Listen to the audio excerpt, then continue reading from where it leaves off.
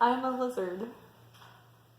Hi friends, welcome to my first makeup tutorial video about how to do makeup inspired by Pokemon. Today I picked Bulbasaur, but this look's going to be more so inspired by the whole Bulbasaur line, just because I ended up using a lot of pink because the blue kind of overtook everything later on, you'll see. But right now I'm just doing my base like I normally would. I already color corrected. I've been breaking out a little bit recently. But I did that off camera, and now I'm just putting on foundation, which is just a generic foundation from the drugstore because girl doesn't have a whole lot of money. But the concealer I used today is going to be Fenty, and I'll go ahead and flash the number on screen when it comes up. But I'm really excited to share this with you. I thought doing Bulbasaur would be a great introductory to this kind of makeup series I'm doing, not just because it's #1 in Pokédex, but also because it has a wonderful personality and has really gained popularity in recent years. When I was a kid, I literally never picked Bulbasaur before in my life. I really think it's because of the Mega Evolution mechanic they introduced. Mega Venusaur is just really good in terms of battling, just because of its thick fat ability, and I think it really encouraged more people to use the Bulbasaur line in general. And because of that, people have been more interested in its personality in the anime and line, especially I feel like it's the same sort of resurgence as Hufflepuff popularity to kind of cross fandoms. Hufflepuff wasn't really seen as a really cool thing in the beginning either, but people just kind of fall in love with the loyal friendships and the wonderful personalities of people who tend to be in Hufflepuff, and I feel like Bulbasaur kind of embodies that.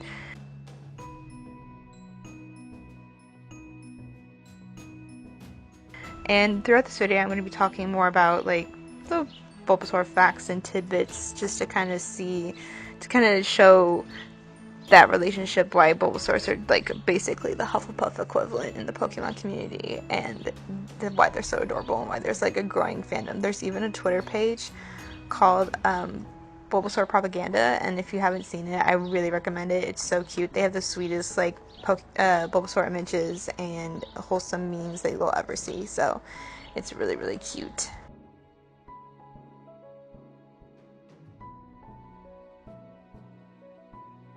Said that the bulb on its back is really similar to an onion bulb or a lily bulb, and I looked up for myself, and I'm more leaning towards the lily bulb as an inspiration for Bulbasaur, just because we already have an onion Pokemon in Celebi.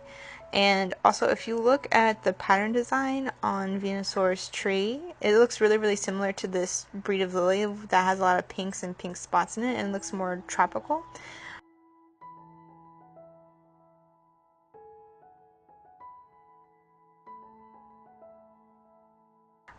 Also, I did a little digging too, and lilies embody virtue, humility, devotion, friendship, and sympathy. And I really think all those qualities really embody Bulbasaur's character as a whole, not just Ash's Bulbasaur, but Bulbasaur in general in the anime. Bulbasaur's personality, as documented by Bulbapedia, is one that is really loyal even after abandonment. Known for being excellent caretakers. I don't know if any of you guys remember that short little animated short where Bulbasaur kind of takes care of a crying Togepi and hoists up in the air and starts singing a cute little lullaby. But that's kind of a secret thing in the Bulbasaur community. They're very, I wouldn't say family oriented, but they are community oriented. Ash's Bulbasaur literally took it upon itself to be the protector of all the other abandoned Pokemon. It was willing to square up with anybody who threatened its family.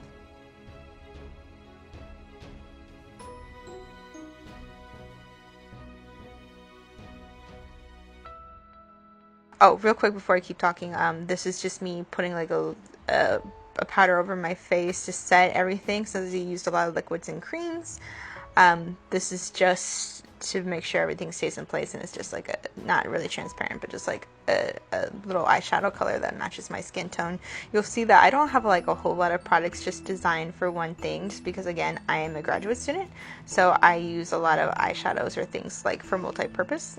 And this is me going ahead and starting on the eyebrows. I picked this color because it is black, but it has a lot of green undertones in it, and it's really going to be useful for pulling the whole look together. My eyebrows naturally are pretty blonde, I would say, so a lot of times when I use really colorful makeups, they kind of get washed out or washed in the background, and so it helps just to change the color. And like I said, I'm not using a brow product just because your girl's broke, and eyeshadow tends to do the trick.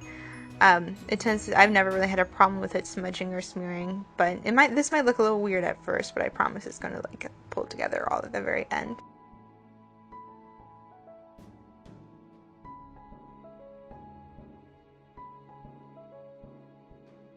Its personality is really summarized like in the last episode, or not the last episode, but when Ash drops it off to Professor Oak and leaves it at his lab for a little bit. That episode's called Bulbasaur the Ambassador, which I love, and basically what ends up happening is that Bulbasaur stays and acts as an ambassador or a go-between between argumentative groups of Pokemon at Professor Oak's lab, and he really tries to keep the peace, which I love.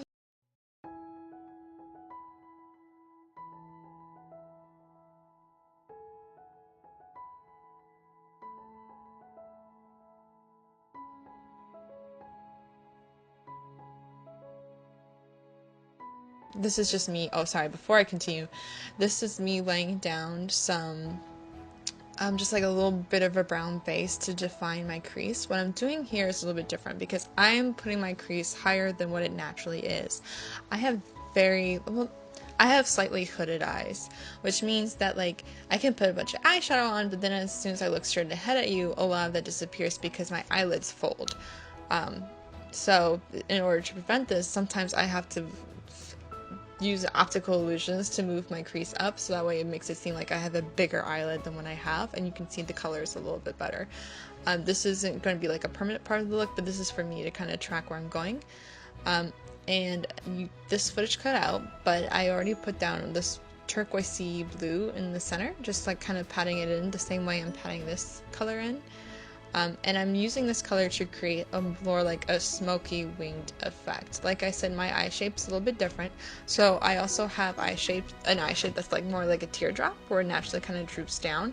So a lot of times, in order to just like make it seem like my eyes are like bigger, or try to get them to like move more up, I make like a winged effect with my shadow.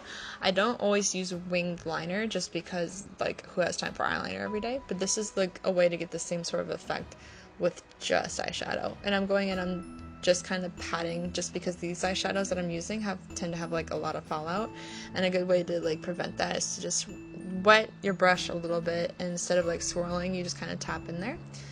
Now I'm going with a pink on my inner corner to kind of imitate Venusaur's pink leaves on the tree on its back, which I love this color very much. And what I'm doing here, it's important to note too, is that like I tend to do the lightest colors more towards the inside of my eye and the darkest colors on the out. And what this does is really makes it seem like your eye is really elongated. If you were to put the darker colors closer to the center of your face, it kind of brings the attention inward, and so it makes everyone think that your face is a little bit more squished than it actually is.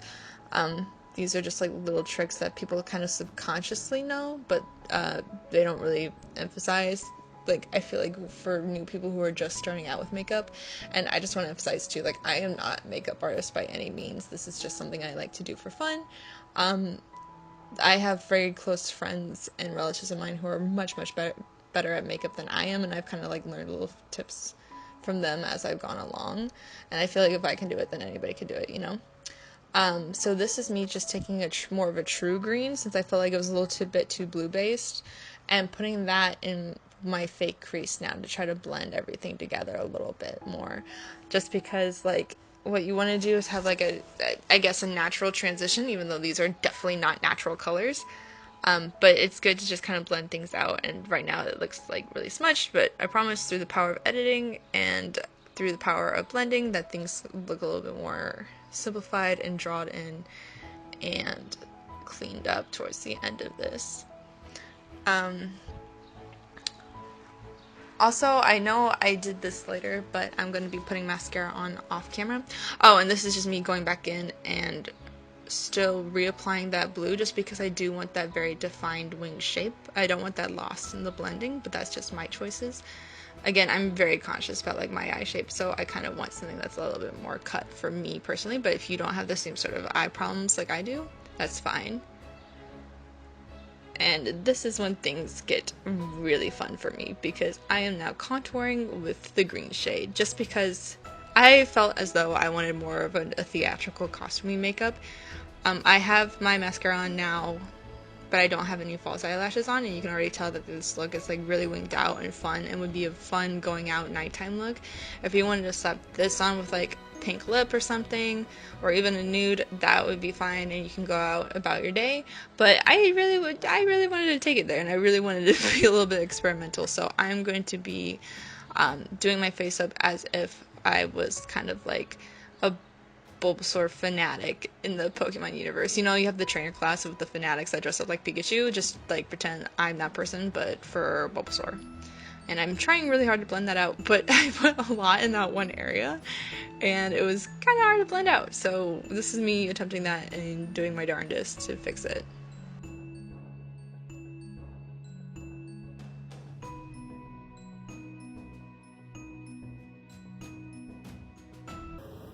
How's it going? You see my face? What? You see my face? What are you doing? How are you doing that? I'm contouring with the green. That's a lot of contouring. Oh, I love it. I'm a lizard. But how is this supposed to be like that? It's a makeup for going out or it's a makeup for No. cosplay? It's just fun. It's for makeup? Let me see, how are you going to remove everything from your face? Shut up, Douglas. Okay. I'm going to turn it off here, okay? I think everybody should contour with green from now on. I'm going to eventually take a blue color, the same one I used for the center of the lid, and use that more of a bronzer to put on top of the green, just because the green is looking a little harsh.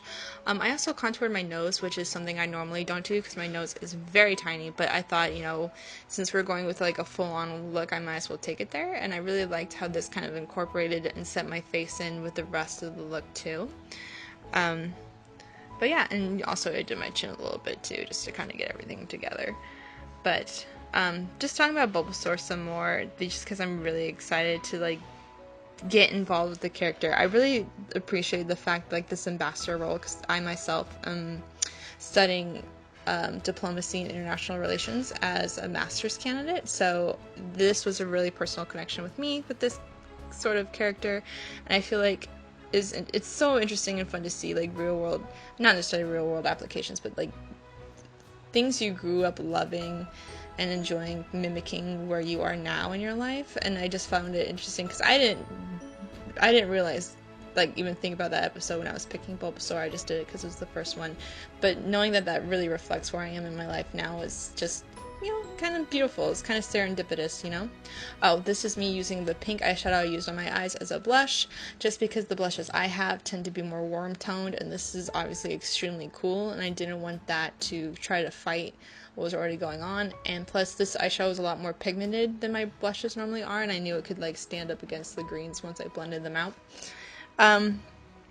Also, I just want to talk about one more thing about Bulbasaur's loyalty. Like, we even see it in Detective Pikachu, which is, like, a fantastic movie, by the way. If you haven't seen it yet, please go check it out. I'm sure you'll enjoy it. Even if you're an adult and you don't necessarily follow along with the kids' plotline, it's just really nostalgic to see everything on screen the way you wish it would have been when you were a kid.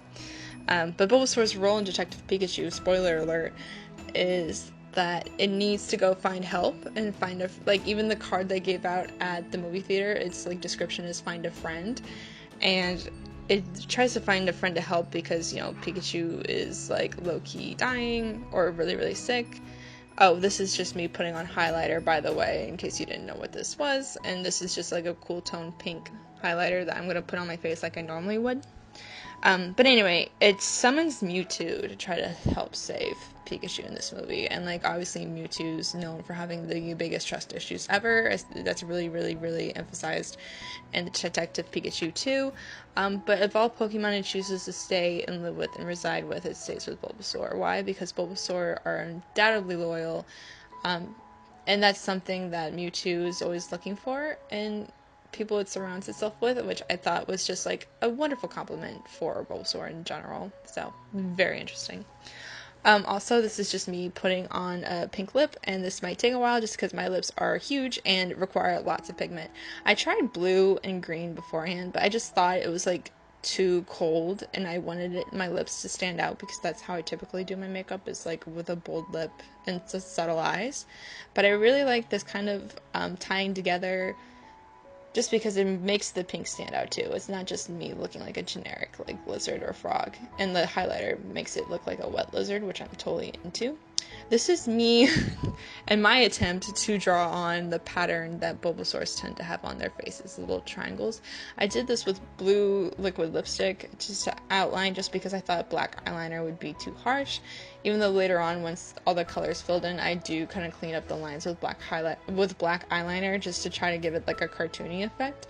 But yeah, this is me kind of going in and just doing things where I want. Obviously, you can put these on different places of your face if you want, but this is what makes it a lot more theatric. But yeah, I really, really thought this was a fun idea and a fun look to do. I also think it's cool having such like, because I know my face is very, very feminine, and I like doing this sort of Bulbasaur makeup on it, or Venusaur makeup on it, just because if you look at the gender ratio between Bulbasaur, it's like 87.5% male to 12.5% female. So obviously ladies were outnumbered, but I feel like there's a lot of like Pokemon fan art that depicts Venusaur as a woman, which is super interesting. And just like a fun fact, like the gender differences between Venusaur is literally like nothing besides the females have like a little bulb on the very, very top of the tree on their back, and I thought maybe that could be like a reference to stigma, since like that's the female part of a lily or a part of a flower in general. But then it's like maybe it's a budding seed, I don't know. I'm not really sure how a plant animal thing would, reproduce, whether like bust a seed off the top of the tree or what. But conveniently, Pokemon has fixed that for us. All Pokemon lay eggs. And it's as simple as that, because we don't need the fandom or children in general asking questions about how these animals reproduce, because we want to keep it peachy and everything here, But yeah, I thought that was a fun little tidbit though. And this is the final look. This is just me kind of feeling myself. But also I thought if you really wanted to take it there for like a Halloween costume or something, you could like spray paint your hair green, and then to mimic the bulb on Bulbasaur's back, you could tie your hair up in kind of like a little bun. I didn't have a hair tie with me at this moment, so I just kind of like flopped it on my head. But even though you can really, really see that it kind of pulls it off, and you can really wear other clothes more similar to the Pokemon's style and outfit to make it work. So yeah. Thanks for watching. Hope you had a lot of fun. I definitely had a lot of fun doing this to my face, and be on the lookout for more. Thanks. Bye.